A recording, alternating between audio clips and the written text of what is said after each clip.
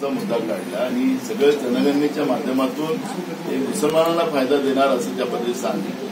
त्या तारखेतले social media आपण काढा. देशभरातल्या तरुणांनी, देशभरातल्या जनतेने नरेंद्र मोदीचं धूम काढले. त्यानंतर त्यांनी मंगळसूत्रही बंद केलं आणि मग पुढे आणतात ते. परवा सोलापूरमध्ये होतं ते योगी आदित्यनाथ, त्यांनी तिकडे मुस्लिमांना बांडा गिंडा काय काय बोलला होता. पण मुस्लिमांनी निर्णय घेतला की आम्हाला कोणाच्याच अंगावर जायचं नाही. आम्हाला डॉक्टर बाबासाहेब आंबेडकरांनी जे मताचा अधिकार दिलेला आहे त्याचा आता आम्ही योग्य वापर करू. ही जी काही ध्रुवीकरण करण्याचा प्रयत्न करतात आहे, पोलरायझेशन करण्याचा प्रयत्न करतात आहे, लोक आता या सगळ्या गोष्टी समजून आहेत.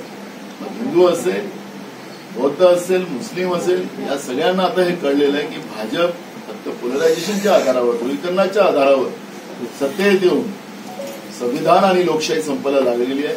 म्हणजे प्रधानमंत्र्यांनी 2 दिवसाच्या पहिले जे स्टेटमेंट केलं होतं एका चॅनलला की हे तो ट्रेलर आहे 10 साल का, जिनं देश विकला, देशाला कर्जबाजारी करून टाकलं, शेतकरी उद्ध्वस्त करून टाकलं, सगळं खासगीकरण करून टाकलं. आता सिनेमा बाकी आहे, म्हणजे देशाचं संविधान बाकी आहे, तर त्यालाही आम्हाला बंद करायचं, ही त्यांची भूमिका आहे.